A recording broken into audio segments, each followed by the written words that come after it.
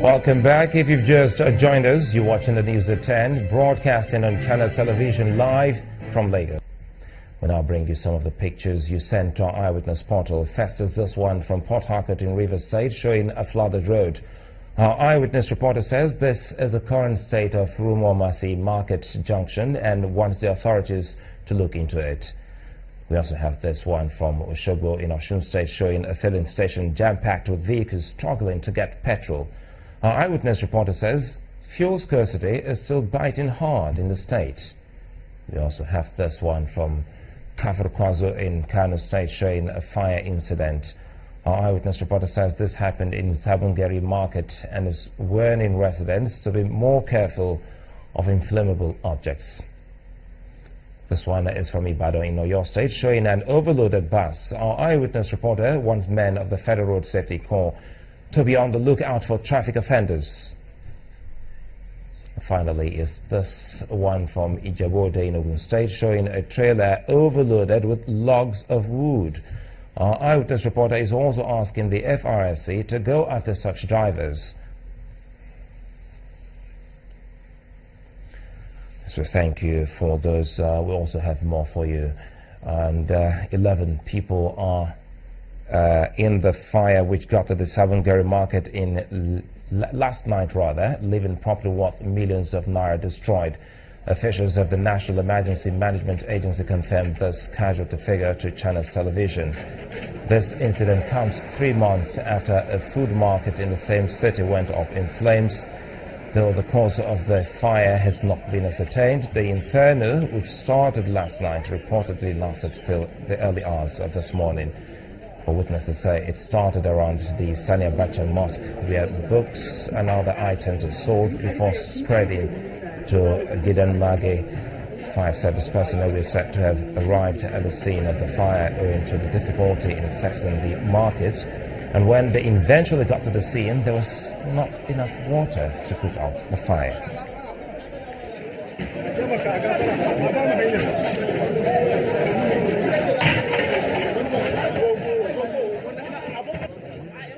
Still on the Kano fire, but this time the president is sympathizing with victims of the fire incident and also extending this to those who incurred losses in another fire incident at the Brinding Kirby Central Market, Kirby State today. President Buhari, while commiserating with the government and people of the two states, said he shares in the pain of the victims, knowing that the two fire incidents has created major setbacks for all those that had business outfits in the markets. He also prayed that the Almighty God will comfort and replenish all those that incurred losses in the incidents.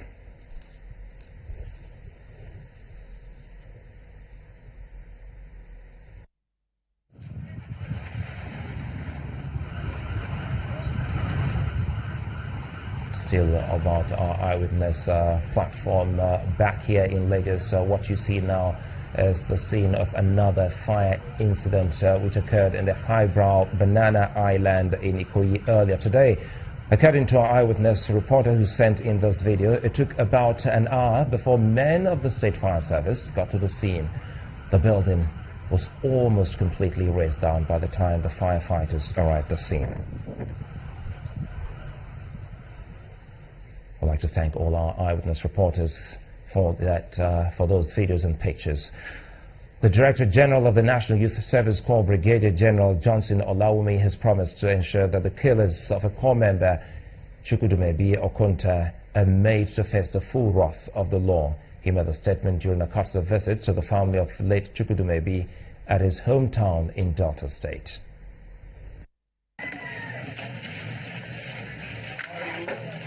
It is a sad atmosphere as the family of late Chukwudumebi receives the DG and is trained.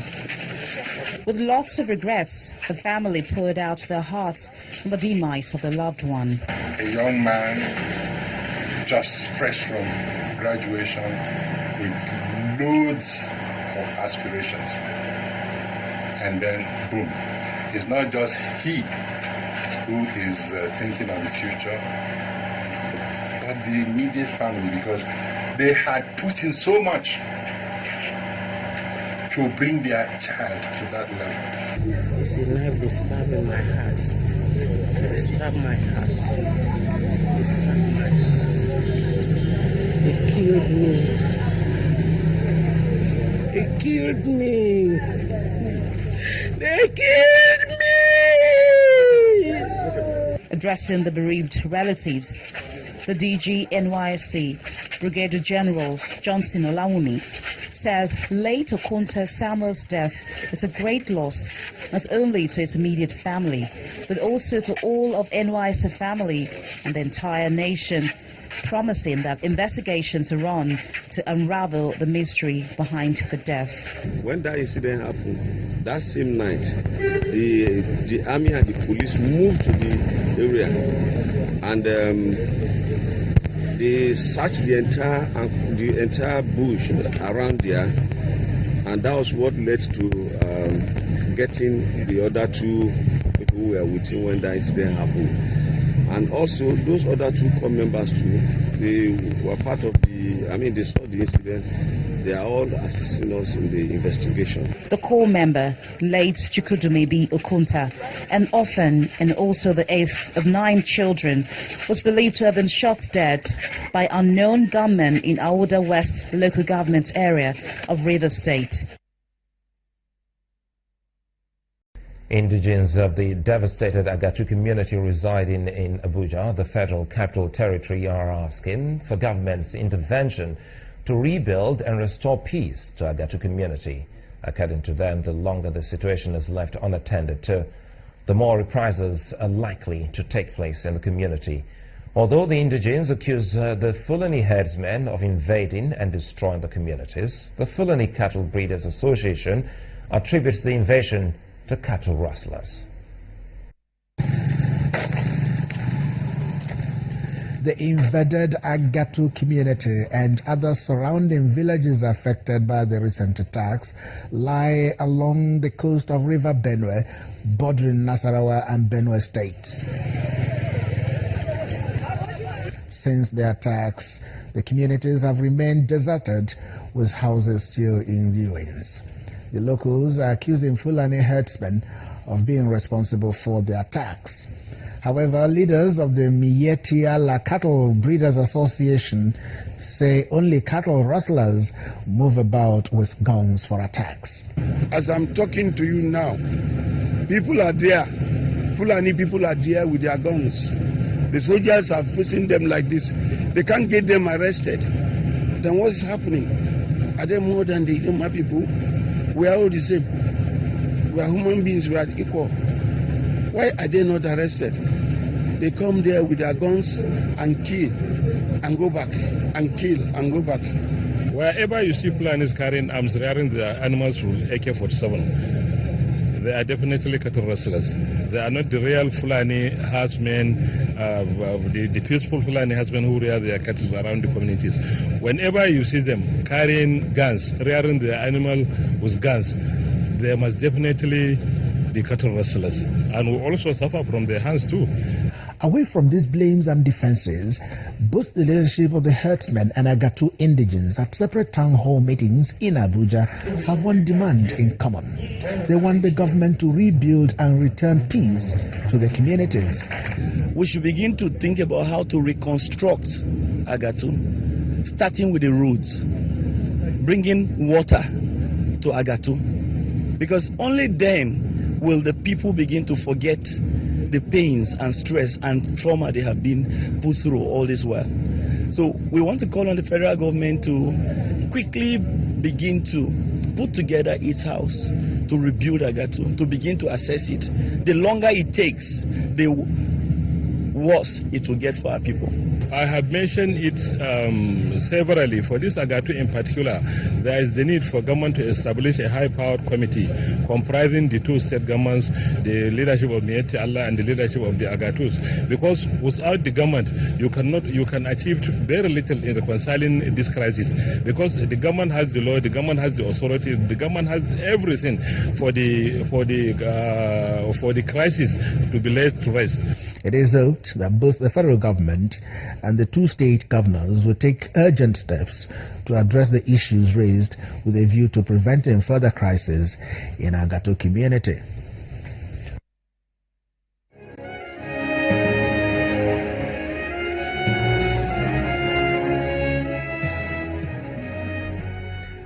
The federal government says it is arranging to send some members of the Chibok community to neighboring Cameroon in order to verify whether a female suicide bomber arrested in Borno State, arrested in Cameroon as from Borno State as one of the missing Chibok girls.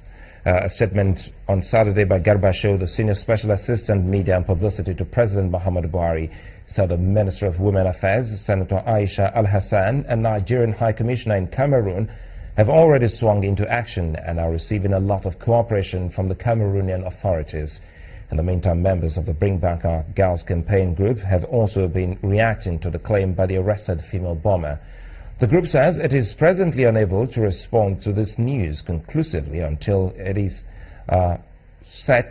certain that the Nigerian government, from whom it has requested and has eagerly been awaiting the official information on the matter, has come up with its own findings. The group, however, says that the claim by the young woman that she is a Chibok girl should reawaken the Nigerian government to the zeal and commitment necessary for ensuring that they are secured and rescued.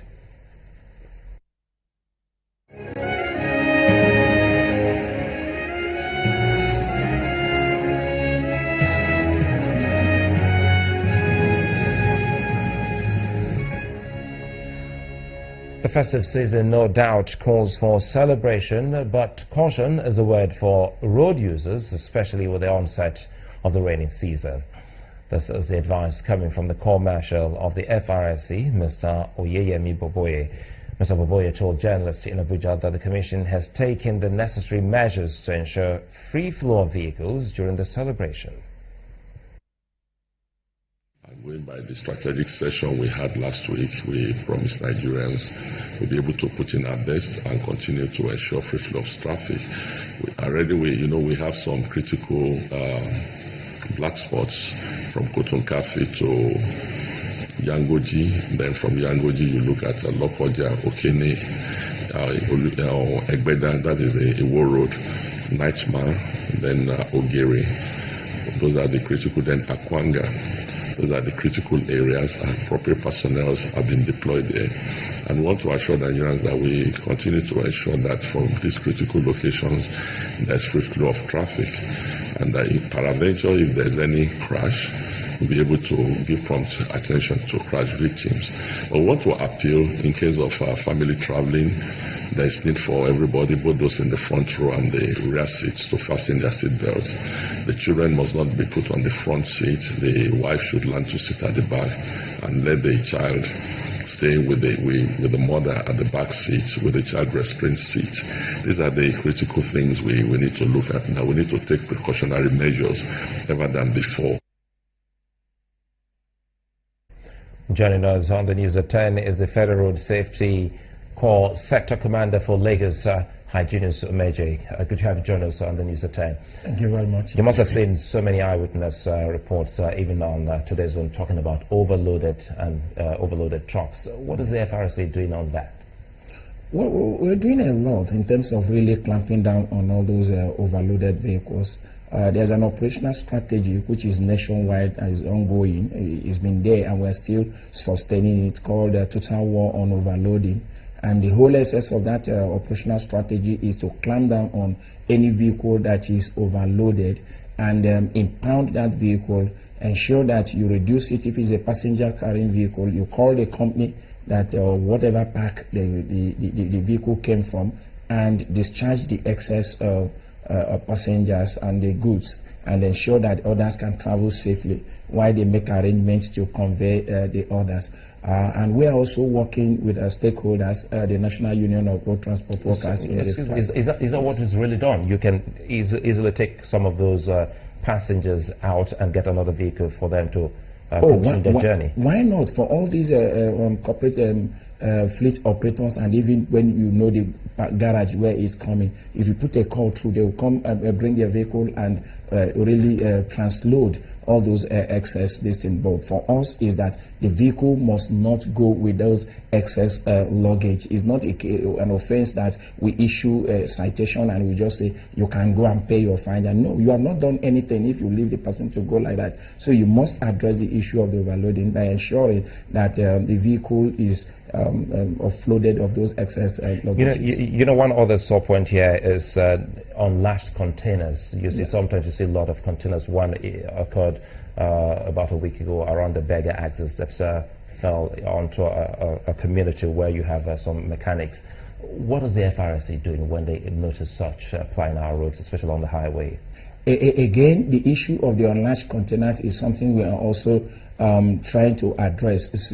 And if you have noticed in recent times that the issue of these unlatched containers have been, you notice that the frequency is coming down gradually. And that is because of the kind of awareness and sensitization we had to take to their garages. Most of these containers, and it's good to notify our listeners that when you say latching container, it does not mean that you have to see a belt or something going across. No, the hooking is just done underneath, and when they lock it at the front ends, the container will be very secure. Each time you see a fallen container, most of the time these days you see that it will fall with the flatbed. That simply means that it was latched. But if it was not latched, then the container will just simply slip off the flatbed, and while this thing remains, the flatbed remains out. So we've gotten to a level that they are now more conscious of it. One thing again is that we have been able to educate them. When you pass a black spot or where the road is uneven,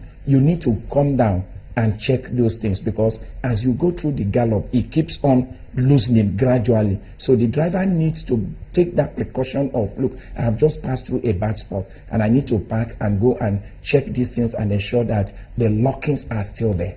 Now let's talk about seasonal issues now. Yes. This is the rainy seasons, and sometimes a lot of issues, a lot of comments we hear is that it's slippery when wet, tires, the rainy season, and so many other things. Yeah. What kind of education do you give to motorists when we have seasons like this? Well, at rainy seasons like this, of course, we educate them on the need. First and foremost, you need to watch your speed.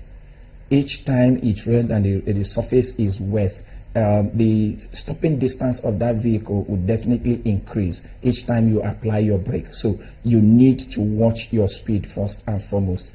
You must drive in at a reasonable speed that you should be able to bring that vehicle. The vehicle should be able to stop each time. But what would you call reasonable speed? Oh, well, in defensive driving, we call it common sense speed. And that common sense speed is just driving at a speed that you can control at every time, knowing very well all these variables that we have pointed out. Then again, each time it's rainy season like this, you also need to watch your tire.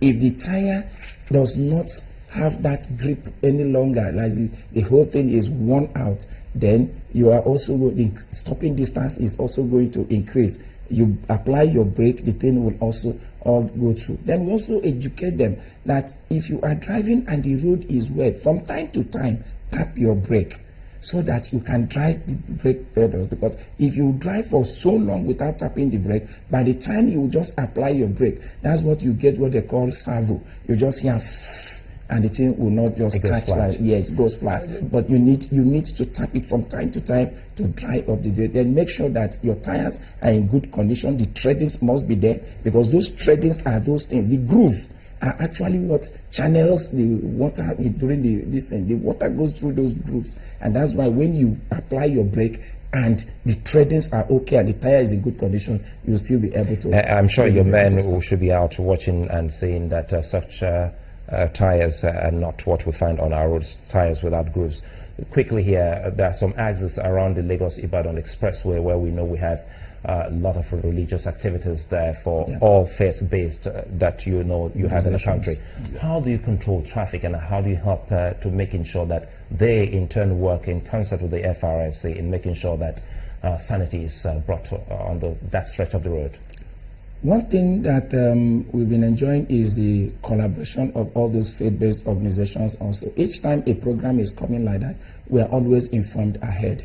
And we are also part of the committee that they have internally in terms of managing traffic. So we had always mobilized adequately for such periods and ensure that our presence is felt on the road. It's just about deploying more men to beef up their own internal security and operatives that they also have in-house, and we complement each other and ensure that the gridlock, they don't bring everybody to a standstill because they are having a program. And if you notice in recent time, that is exactly what has been happening. Gone are the days when you say that one religious organization is having a program and people are sleeping on Lagos Ibadan. That was it has become a thing of the past. Lagos Sector Commander Hyginus Umeje, many thanks for spending time with us here on the News at 10. Thank you very much. The Benue State government has commenced construction work on 2 road projects to ease traffic congestion in the state capital, Makurdi, and stimulate economic activities in rural communities. While flagging off the projects, Governor Samuel Ortom charged contractors handling the projects to stick to the agreement and deliver the work on schedule. In their numbers, residents come out to the College of Education in Guma local government to witness the official flag-off of the 40.3-kilometer rural road by Governor Samuel Ortom. In a symbolic test drive of the bulldozer, the governor, in company of key government officials and the contractor, set out to inspect details of the project. Done with the inspection, the governor calls on the contractor to ensure delivery of quality work. Here we are emphasizing the quality of the road, timely completion, and strict adherence to the base of quantity as stipulated in the contract document. In response, the contractor promises to deliver the road 5 months ahead of schedule. With the witness of everybody here, and we want to especially thanks to the governor to have the trust and recognition for our group to construct this project. And with the witness of everybody here, we promise we will guarantee the quality of the road and we will also complete it within time. The governor also moves to the Mobile Police Barrack Road. When completed, these road projects have the potential to boost economic activities of the communities in that area.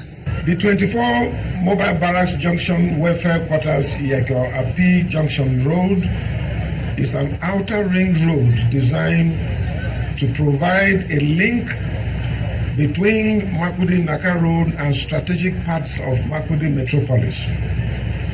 Our objective is to redirect traffic, save time, and reduce the congestion being witnessed at peak periods of the federal highways that runs across the town.